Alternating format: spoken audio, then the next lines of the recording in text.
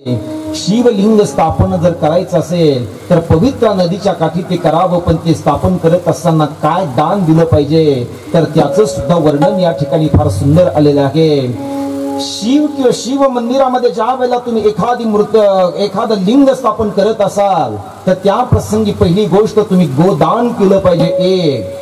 दुसरी गोष्ट सुवर्ण दान केलं पाहिजे, 2। द्रव्य दान केलं पाहिजे, 3। आणि भूमी दान केली पाहिजे, 4। म्हणून शिवलिंग स्थापने वेळेला या 4 गोष्टी जर अर्थात एखादा व्यक्ती जर दान करत असेल तर महादेवाची प्रसन्नता त्याला लाभल्याशिवाय राहणार नाही। गोदान हा सनातन हिंदू धर्माचा प्राण आहे, म्हणून इतर दान तुम्ही नाही केली तरी चालेल, पण गोदान करा। आणि गोदान म्हणजे हे हिंदू धर्मातलं सर्वश्रेष्ठ दान आहे। गोदान एखाद्या वेळेला नाही करता आलं तर कमीत कमी ज्याच्याकडे जास्त सुवर्ण आहे, सुवर्ण म्हणजे काय? सुवर्ण सुवर्ण सुवर्ण कशाला म्हणतात? सुवर्ण हा जरा थोडा शास्त्रीय शब्द आहे आणि शुम हा पुराण कथेतला तो शब्द आहे। सुवर्ण या शब्दाचा अर्थ आहे सोनं। सोनं आहे का तुमच्याकडे? वेग दादा, सोनं जर असेल तर द्या, घेऊन जातो। मराठवाड्यात ज्याच्या जवळ जास्त सोनं असतं ते झोपतच नाही बघा। मांजराने नुसती उडी मारली तरी ते जागे झाल्याशिवाय राहत। सोने वाले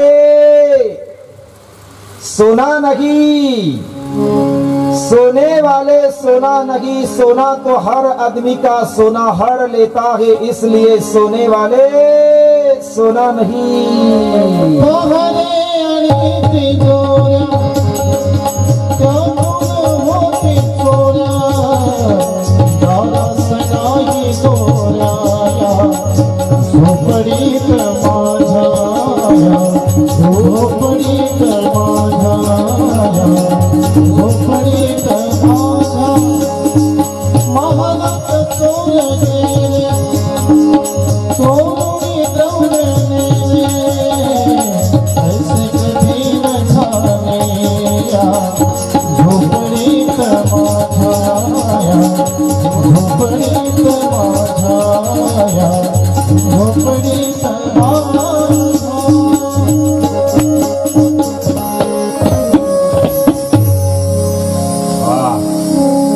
जोरदार टाळी वाजवा या सगळ्या गायक वादक महाराज मंडळींच्यासाठी। हे सगळं ज्या वेळेला आपण सांगतोय त्या वेळेला आता मातीचं पार्थिव शिवलिंग आणि शिवलिंग स्थापन केल्याच्या नंतर काय दान केलं पाहिजे, किंवा एखाद्या नदीच्या किंवा पवित्र ठिकाणी तुम्ही स्थापन केल्याच्या नंतर काय दान केलं पाहिजे याचा यथार्थ विचार मी आपल्या समोर मांडलाय। पुढे आता काही संकल्पना येत आहेत। कुठल्या नदीमध्ये स्नान केल्याच्या नंतर काय फल प्राप्त होते हे सुद्धा शिवमहापुराण कथेने या ठिकाणी सांगितलंय। काल जसं मी सांगितलंय ना की देवाधिदेव महादेवाने आपल्या माथ्यावरती अर्थातच गंगा मातेला स्थान दिले, माथ्यातनं ती गंगा माता वाहते। तसं अनेक नद्या म्हणजे ह्या सगळ्या हिंदू धर्माच्या रक्तवाहिन्या आहेत। म्हणून ज्या ज्या वेळेला तुम्ही तीर्थक्षेत्रावरती जाल, महिला मंडळ एक वाक्य तुमच्यासाठी सूचक वाक्य आहे, नीट ऐका। ज्या वेळेला तुम्ही एखाद्या तीर्थक्षेत्रामध्ये जाल आणि त्या पवित्र तीर्थक्षेत्रामध्ये ज्या वेळेला तुम्ही स्नान कराल, स्नान करत असताना किंवा तीर्थक्षेत्रामध्ये ज्या वेळेला पोहोचाल ना त्यावेळेला तीर्थक्षेत्रामध्ये पाप आपल्याकडनं होणार नाही याची काळजी घ्या। कारण गावामध्ये पाप घडलं ते एखाद्या वेळेला समजू शकताय, पण तीर्थयात्रेमध्ये किंवा तीर्थाच्या ठिकाणी जर तुमच्याकडनं जर पाप घडलं ना तर मात्र त्या पापातून मुक्तता नाही, ही गोष्ट पहिल्यांदा तुमच्या डोक्यामध्ये कोरून ठेवा। म्हणून अनेक नदीमध्ये एखादं पाप जर घडलं असेल तर कुठल्या नदीमध्ये स्नान केल्यानंतर काय पुण्य फलदायी आहे। कावेरी नदीमध्ये जर तुम्ही स्नान केलं तर अभिष्ट फल प्राप्ती तुमच्या जीवनामध्ये होते। नर्मदा माईमध्ये स्नान केल्यानंतर विष्णू लोकाची प्राप्ती तुम्हाला तुमच्या जीवनामध्ये होते। गंगा माईमध्ये स्नान केल्यानंतर शिव लोकाची प्राप्ती होते। गोदा माईमध्ये स्नान केल्यानंतर गो हत्या आणि ब्रह्म हत्येचं पातक नाहीसं होते। म्हणून जगद्गुरु श्री संत तुकाराम महाराजांचा जो बीज उत्सव सोहळा आपण करतोय ना, माझे जगद्गुरु श्री संत तुकाराम महाराज पांडुरंगाच्या समोर उभे राहत आहेत आणि पांडुरंगाच्या समोर उभे राहून पांडुरंगाला एकच विनंती करतायत की देवा हेची व्हावी माझी आस, जन्मोजन्मी तुझा दास, पंढरीचा वार करी वारी चुको निधी हरी, संत संग सर्व काळ अखंड प्रेमाचा कल्लोळ, चंद्र भागे स्नान तुका मागे हेची दान। माझे जगद्गुरु श्री संत तुकाराम महाराज सुद्धा स्नानाचं महत्व त्यांना माहित आहे. मग चंद्रभागेच्या स्नानाची वारंवारपणे पांडुरंगाकडे ते मागणी करतायत. का करतायत त्यांना माहित आहे. गोदामाईत भीमा भामा आणि चंद्रभागेमध्ये स्नान केल्याच्या नंतर गोहत्या आणि ब्रह्महत्येचं पातक नाहीस होणार आहे. म्हणून जगद्गुरु तुकोबारांची ती स्वतंत्र मागणी आहे. विद्येश्वर संहितेतला 13वा अध्याय आता या ठिकाणी चालू होतंय. सदाचाराचं पालन, दान धर्म, संध्यावंदन, प्रणव जप, गायत्री मंत्राचा जप या सगळ्या गोष्टी या अध्यायामध्ये यथार्थपणे सांगितलेल्या जात आहेत. पण पहिली गोष्ट आपण सदाचाराचे पालन या गोष्टीचा अर्थात विचार विनिमय करण्याचा प्रयत्न या मंडपामध्ये करूया. सदाचाराचं पालन हा तुमच्या जीवनातला आद्य अर्थातच आद्य धर्म आहे. तो मानवी जातीचं ते कर्तव्य आहे. पहिली गोष्ट सदाचार धर्माचं पालन करण्याकरता ज्या वेळेला तुम्ही सुरुवात कराल ना त्यामध्ये सदाचार धर्माच्या पालनामध्ये दुसऱ्याचे दोष कधी पाहिजे नाही. महिला मंडळ आपल्याला फार चुकीची सवय, आपण दुसऱ्याचे दोष पाहतो आणि आपले दोष मात्र आपले दोष झाकून ठेवायचे आणि दुसऱ्याचे दोष पाहत फिरायचे. कधी महादेव प्रसन्न होतील आपल्याला? जरा विचार केलाय का कधी तुम्ही? म्हणून मी तर असे एक वाक्य कधी कधी बोलत असतो. माणसाला दुसऱ्याच्या डोळ्यातलं कुसळ दिसतं पण स्वतःच्या डोळ्यातलं मुसळत म्हणतात ना तुमच्याकडे त्याला. दुसऱ्याच्या डोळ्यातलं कुसळ कशाला पाहता? स्वतःमध्ये काय चाललंय, स्वतःमध्ये काय घाण भरली, स्वतःमध्ये काय काम क्रोध लोभ मद मत्सर ईर्षा अहंकार जे भरलाय ना, पहिल्यांदा हे त्या अंतकरणातलं स्वच्छ अंतकरणातलं बाहेर काढा. तुम्ही जर हे सगळं बाहेर काढलं ना, तुम्ही काम क्रोध लोभ मद ईर्षा ह्या सगळ्या गोष्टी जर बाहेर काढल्या तर शिव महापुराण कथा असा संदेश देते, येवोनी गोपाळ राहे तेथे. या सगळ्या गोष्टी जर तुम्ही बंद केल्या तर भगवान शंकर तुमच्यामध्ये वास्तव्य केल्याशिवाय राहणार नाही.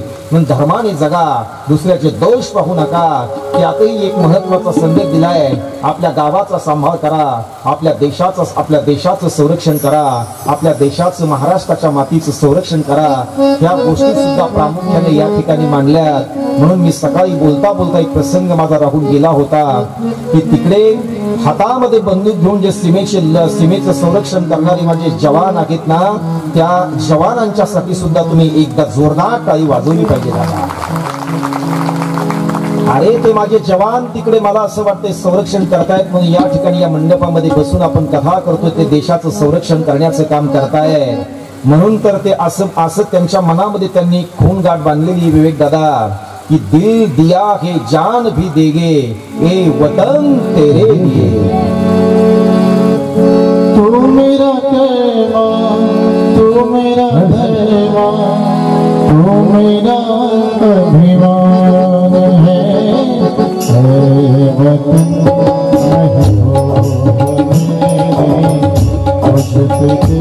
कुर्बान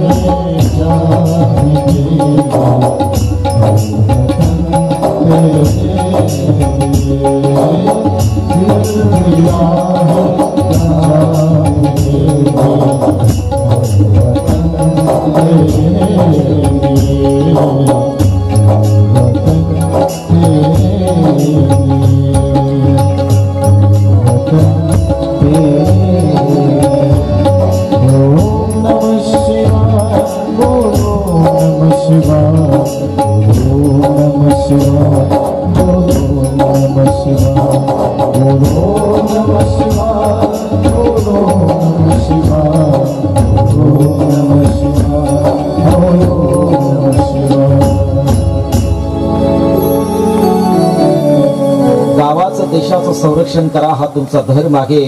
सदाचार पालनामध्ये आणखी एक नियम या ठिकाणी भगवान व्यासांनी सांगितलेला आहे की महिला मंडळ ब्रह्म मुहूर्तावरती उठलं पाहिजे. आजही अशा काही महिला आहेत की सूर्योदय उगला तरी सुद्धा ते गोधडी हॉस्पिटलच्या बाहेर निघायला तयार होत. सूर्य उगवतोय आणि दरिद्रता येण्याचं लक्षण जर काय असेल ना तर सूर्य उगवला तरी जरी तुम्ही झोपत असाल, मग तो नवरा असो नाही तर बायको असो, मला असं वाटतं सूर्य उगण्याच्या अगोदर आपण उठलं पाहिजे, ब्रह्म मुहूर्तावरती उठलं पाहिजे. प्राचीन शिवालय आपल्या गावामध्ये आहे, आपल्या काळेगावचं परमभाग्य आहे की फार जुनं आणि पौराणिक शिवलिंग आपल्या गावाला लाभलेलं आहे. ब्रह्म मुहूर्तावरती उठून कधीतरी शिवालयामध्ये जा, माझ्या देवादिदेव महादेवाला समर्पित व्हा.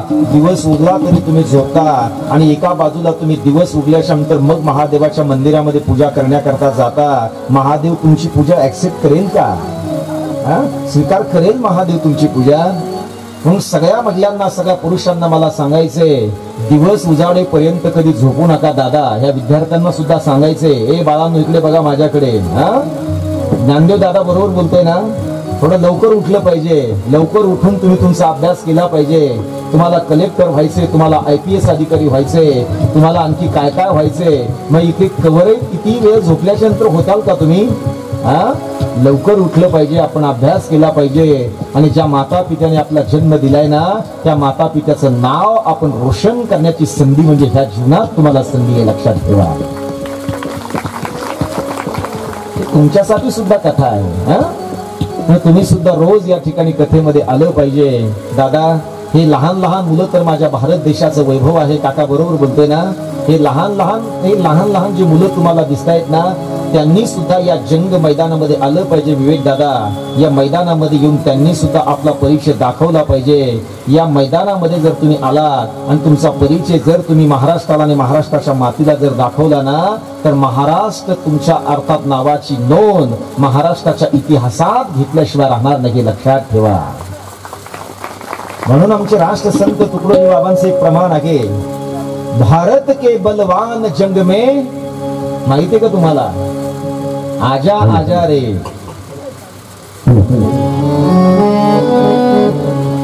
जावाई बाबा, भारत की बलवान जंग में आजा आजा रे. भारत की बलवान जंग में आजा आजा रे. आजा आजा रे. आजा आजा रे. आजा आजा रे. भारत की बलवान जंग में आजा आजा रे. बलवान जंग में आजा रे. का हनुमान बना, लंका को कर दिया बना. लंका को कर दिया बना. लंका को कर दिया बना. छोड़ छोड़ आलस तू अपना, छोड़ छोड़ आलस तू अपना. सजा बलवान जंग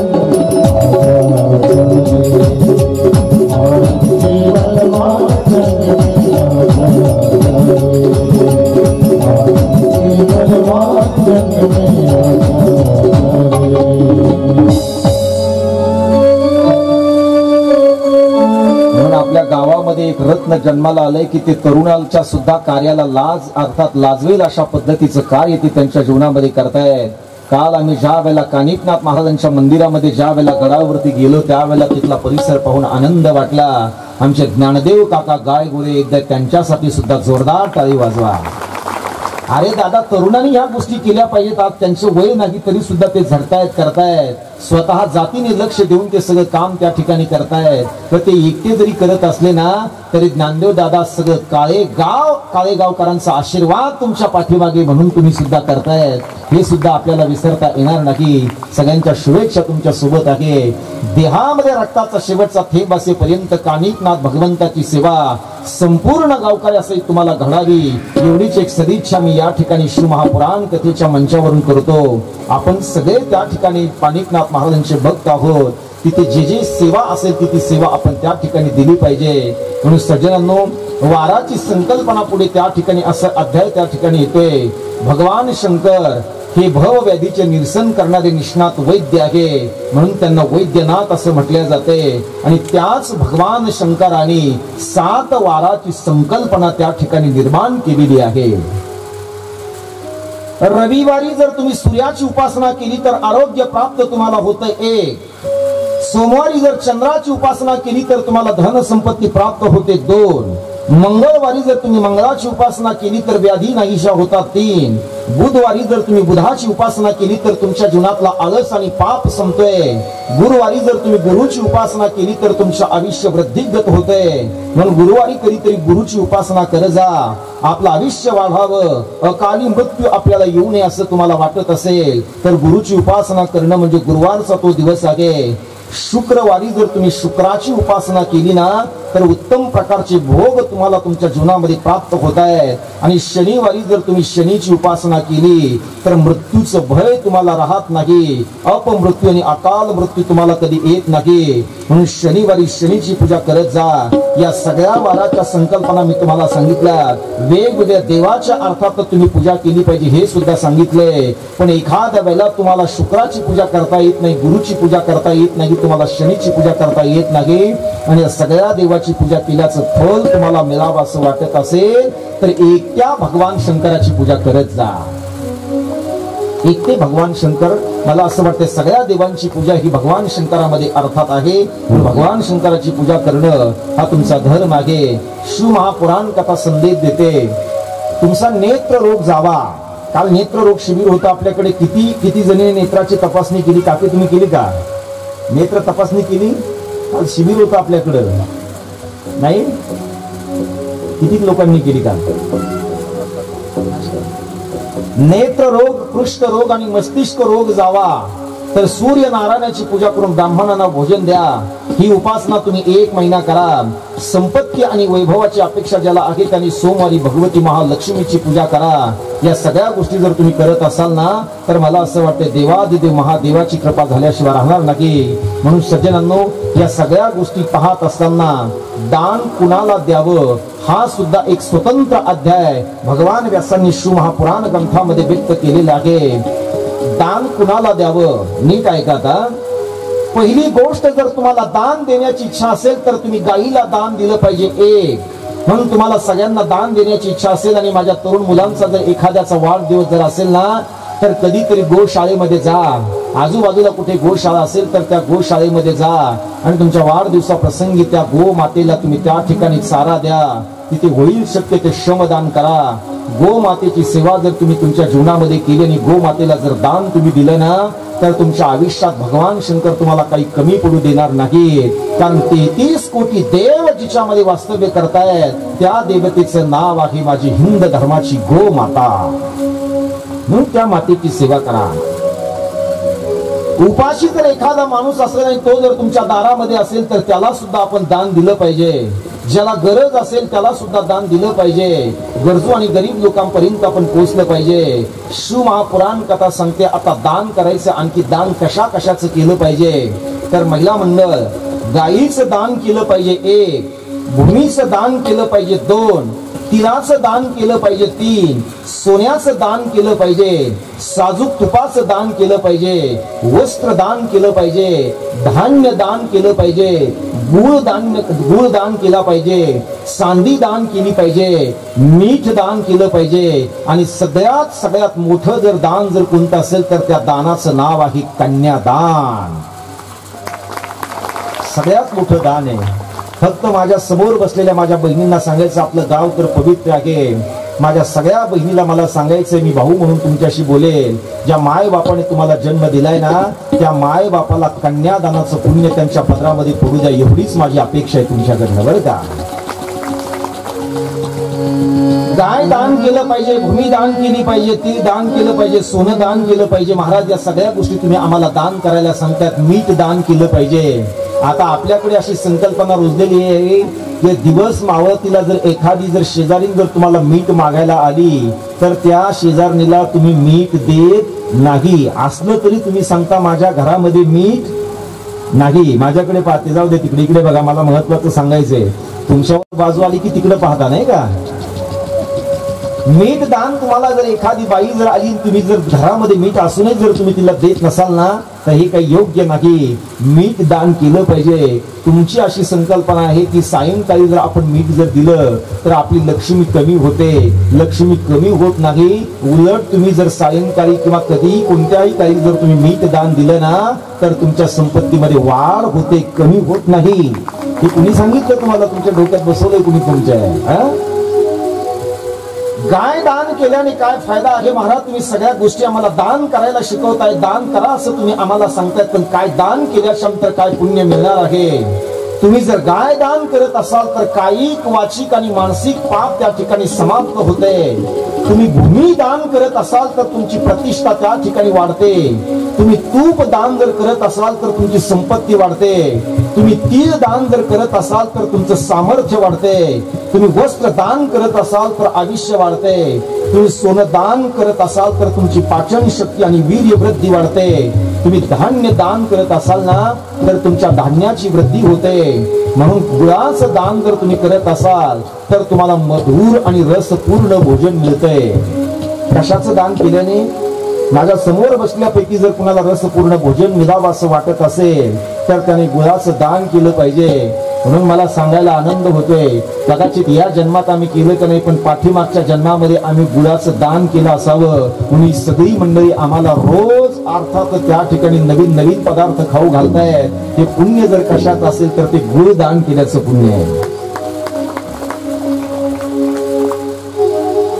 आज तर आपल्या विदर्भ प्रांतातला एक सुंदर आयटम आहे. काय दादा नाव त्याचं?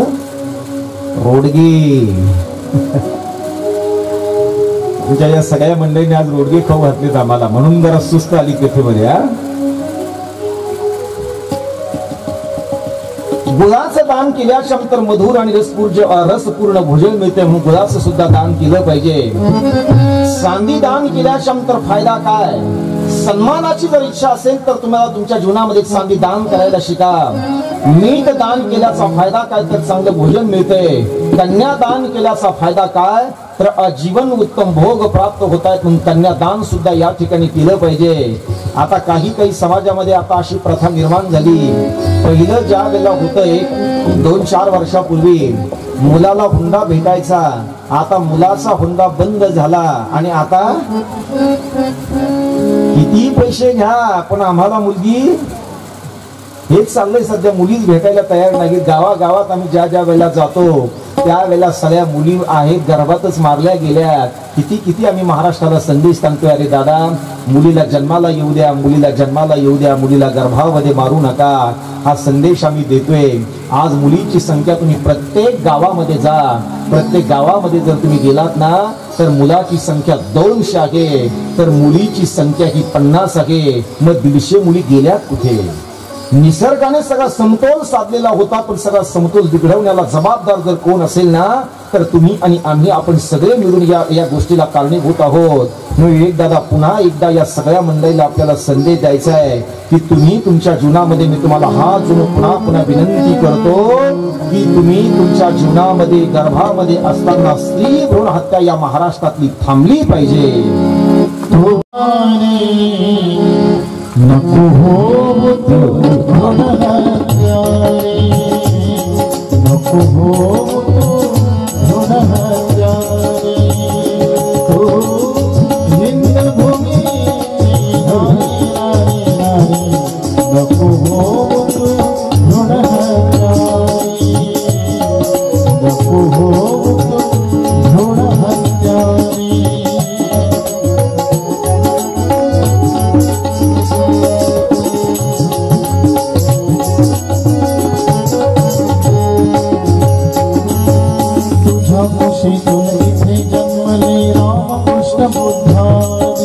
रामकृष्ण बुद्धारे, रामकृष्ण बुद्धारे.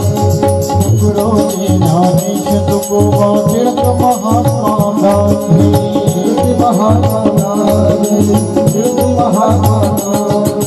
विसरशील अधिकार तुम्हाते, विसरशील अधिकार तुम्हाते जगताचे मोधारे. नको हो तो भ्रूण हत्यारे, नको हो तो भ्रूण हत्यारे, भ्रूण हत्यारे, भ्रूण हत्यारे.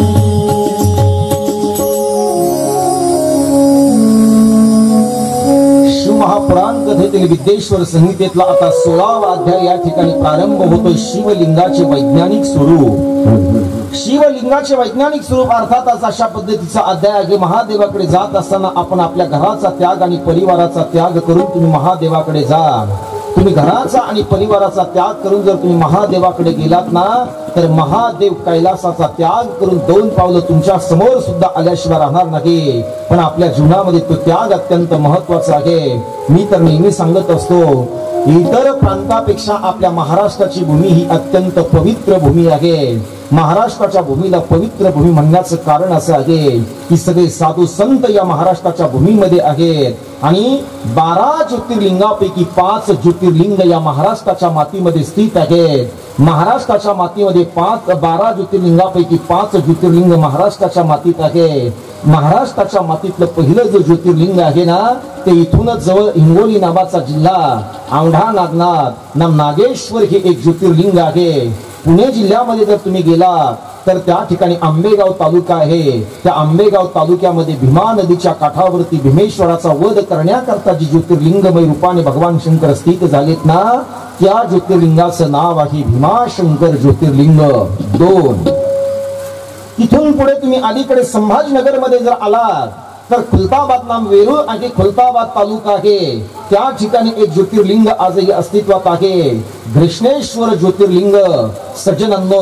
आणि पुढे नाशिक मध्ये जर तुम्ही सरकलात तर नाशिक मध्ये त्र्यंबकेश्वर ज्योतिर्लिंग आहे. आणि पुन्हा तुम्ही मराठवाड्याच्या भूमीमध्ये जर आलात दारुका दाकिनी वनामध्ये जर आलात तर तुम्हाला त्या ठिकाणी एक ज्योतिर्लिंग दिसते. त्या ज्योतिर्लिंगाचं नाव आहे परळी वैद्यनाथ.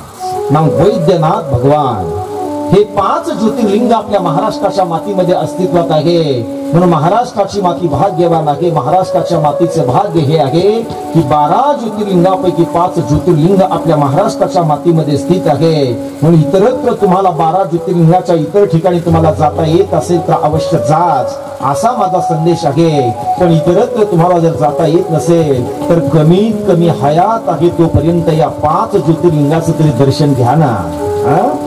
नाही काही करतायत तर कमीत कमी 5 ज्योतिर्लिंग आपल्या उशाला आहेत, महाराष्ट्राला आहेत. 2 दिवसामध्ये तुम्ही सगळे ज्योतिर्लिंग करून पुन्हा आपल्या काळेगावामध्ये परत येऊ शकतायत. म्हणून सज्जनांनो हे 5 मी पुढे तुम्हाला ज्योतिर्लिंगाचं महात्म्य सांगणार आहे. भोगवता प्रसंग आला मी ते तुम्हाला सांगितले.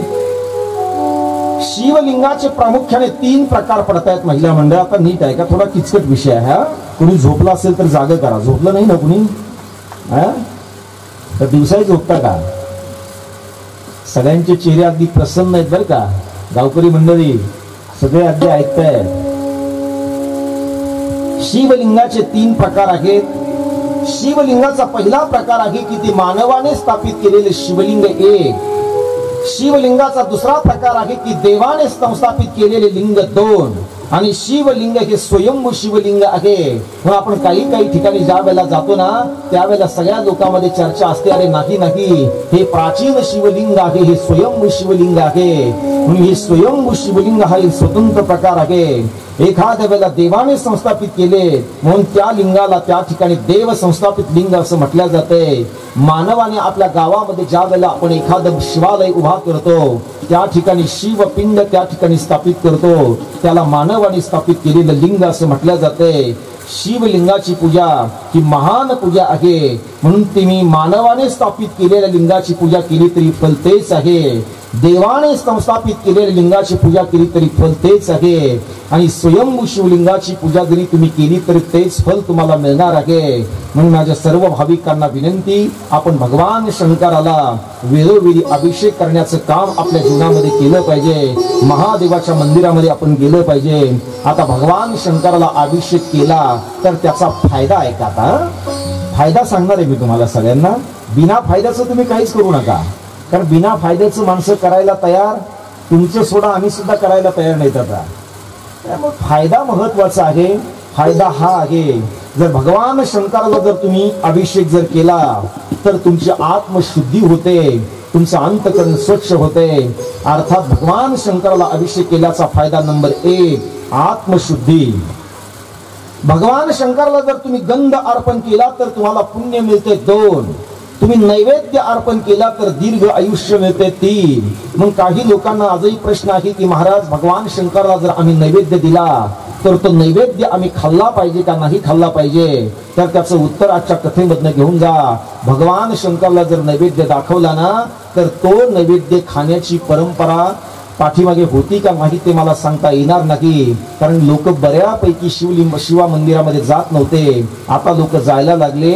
तर भगवान शंकराला जर तुम्ही प्रसाद जर वाढला असेल किंवा भगवान शंकराचा प्रसाद खावा का न खावा, त्याचं उत्तर आहे खाल्ला पाहिजे. हरकत नाही खाण्याकरता. नैवेद्य अर्पण केला तर तुम्ही त्या ठिकाणी तुम्हाला दीर्घ आयुष्य प्राप्त होते. तुम्ही धूप जर भगवान शंकराला जर अर्पण केला तर तुमच्या धनामध्ये वृद्धी होते. भगवान शंकराला दिवा लावला ना तर ज्ञान मिळते. म्हणून माझ्या समोर बसलेल्या तरुण बांधवांना जर कोणाला कथाकार होण्याची इच्छा असेल, कुणाला जर महान एखादा अर्थात राम कथाकार, कीर्तनकार किंवा एखादा आणखी वेगळा कथाकार जर होण्याची इच्छा असेल ना तर त्याने रोज देवादिदेव महादेवाला दिवा लावला पाहिजे. तुम्ही जर रोज महादेवाला दिवा लावत असाल ना, आता तुम्ही तरी कशाला पाठीमागे राहताय? कारण पुरुष जेवढे कथाकार आणि कीर्तनकार झाले त्यांच्यापेक्षा दुपटीने आता महाराष्ट्रात महिला कीर्तनकार आणि कथाकार जन्माला आल्या. मग तुम्ही काही कमी नाहीत ना. म्हणून अर्थात त्या ठिकाणी ज्ञान मिळावं असं वाटत असेल तर रोज तुम्ही भगवान शंकराला त्या ठिकाणी दिवा लावला पाहिजे. कार्तिक महिन्यातलं भजन पूजन केल्याने उत्तम भोग आणि व्याधी समाप्त होतात हा सुद्धा विचार या ठिकाणी मांडला जातोय. म्हणून कार्तिक महिन्यातील रविवार तुम्ही जर सूर्यनारायणाची पूजा करून तेल आणि सुती वस्त्र जर दान केलं ना तर तुमचा कृष्ण रोग बरा होतोय. महिला मंडळ सूत्र नीट ऐका. महिना कुठला असावा? कार्तिक महिना असावा. कार्तिक महिना जर असेल आणि कार्तिक महिन्यामध्ये जर तुम्ही रविवारच्या दिवशी सूर्यनारायणाची पूजा करून तेल आणि सुती वस्त्र जर तुम्ही दान केलं तर तुमचा कुष्ठरोग बरा होतो. हे शिवमहापुराण कथेचं तत्व आहे, हा सिद्धांत आहे. म्हणून ही गोष्ट एखाद्याला प्रयोग करून पहा. एखाद्याचा चर्मरोग झाला असेल, एखाद्याला आणखी वेगळा रोग झाला असेल किंवा एखाद्याची आणखी काही समस्या असेल. मी तुमचं सांगण्यापेक्षा आळंदीमध्ये ज्या वेळेला मी शिकत होतो ना त्यावेळेला एक माझा मित्र होता. आम्हाला झोपड्या राहिला होत्या आळंदीमध्ये. इंद्रायणीच्या काठावरती होतो. सद्गुरू जयराम महाराज भोसले हे माझे गुरु. आम्ही ज्या वेळेला त्यांच्याकडे आळंदीमध्ये शिकत होतो त्यावेळेला सज्जनांनो प्रसंग असा झाला की माझा एक मित्र होता आणि इतका सुंदर त्याचा आवाज होता, इतका सुंदर आवाज होता. योगाने काय झालं, त्याला कोणीतरी काही खाऊ घातलं आणि ज्या वेळेला त्याला खाऊ घातलं त्यावेळेला नेमका त्याचा आवाजच निघून गेला. आवाज निघून गेल्याच्या नंतर आम्ही सगळे हातबल झालो. आता काय केलं पाहिजे, काय केलं पाहिजे? त्यावेळेला आमच्या गुरुने त्याला सांगितलं, दादा तुझा आवाज गेलाय, तू घाबरू नको, तू एक काम कर, इंद्रायणीच्या काठावरती जे काही आपलं स्वयंभू शिवलिंग आहे ना, रोज त्या स्वयंभू शिवलिंगाला तू त्या ठिकाणी पाणी समर्पित कर. रोज त्याने अर्थातच अशा पद्धतीचं व्रत हातामध्ये घेतलंय. 1 लोटा जल आणि 3 बेलपत्र रोज तो भगवान शंकराला समर्पित करत होता. सांगायला मला व्यासपीठावरून आनंद होतो. त्याचा गेलेला आवाज 3 महिन्यामध्ये त्याला महादेवाने परत जशाच्या तसा दिला. भगवान शंकराला तुम्ही समर्पित व्हा. भगवान शंकर तुम्हाला बहाल केल्याशिवाय राहणार नाही. अभिषेक हा महादेवाला अत्यंत प्रिय आहे. गाईचं दूध अभिषेक करण्याकरता साहित्य काय लागतं ते ऐका. गाईचं दूध असलं पाहिजे 1, गाईचं दही असलं पाहिजे 2. मी जर्शा गाईबद्दल बोलत नाही हा, मी गावरान गाईबद्दल बोलतोय. गावरान गाईचं दूध आता मी तर असं म्हणतो की तुम्ही लहान मुलांना सुद्धा खायला देऊ नका. अभिषेक तर हा फार दूरचा विषय आहे, पण लहान मुलांना सुद्धा जर्शा गाईचं दूध घरी खायला देऊ नका. कारण जर्शा गाईचं दूध जर तुम्ही तुमच्या मुलांना जर खायला दिलं, हे मी सांगत नाही तर विज्ञान सांगते की लहान मुलं सुद्धा पिंगल होतात, त्यांची तब्येत सुधारत नाही त्याने. कारण पाहिजे ते व्हिटॅमिन जर कशामध्ये असतील, कुठल्या दुधामध्ये असतील ना, तर त्या माझ्या गावरान गाईच्या दुधामध्ये ते आहे. पण गावरान गाईपासून बनवलेले जे दही आहे ते दही भगवान शंकराला चालतंय. त्यात अर्थात त्या ठिकाणी गाईचं तूप पवित्र असलं पाहिजे, त्याचबरोबर मध असला पाहिजे, साखर असली पाहिजे.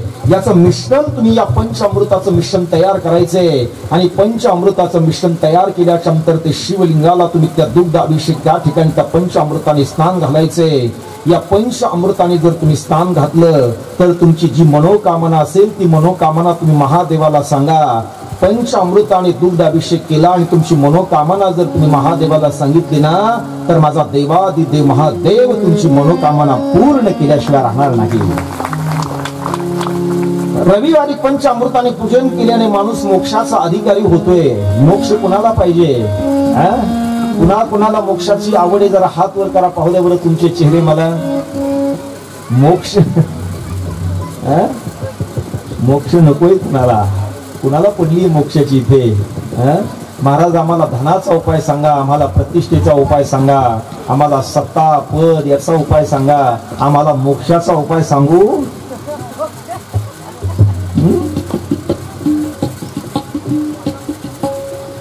म्हणून सज्जनांनो या सगळ्या गोष्टी आपण या ठिकाणी केल्या पाहिजेत. या सगळ्या गोष्टी करण्याबरोबर आणखी काही बऱ्याच गोष्टी आपल्याला या ठिकाणी सांगायच्या आहेत. पण तद्वत सगळ्या माता भगिनी पुरुष आता सगळ्यांनी एकदा मोठा जोरदार आनंद घ्यायचा आहे. सगळा मंडप आता या ठिकाणी उभा राहिला पाहिजे आणि सगळ्या मंडपाने या ठिकाणी आता भजनानंदीचा आनंद या ठिकाणी घेतला पाहिजे. मी सगळेच्या सगळे उभा राहा. आता एकदा जरा पाय मोकळे करतो.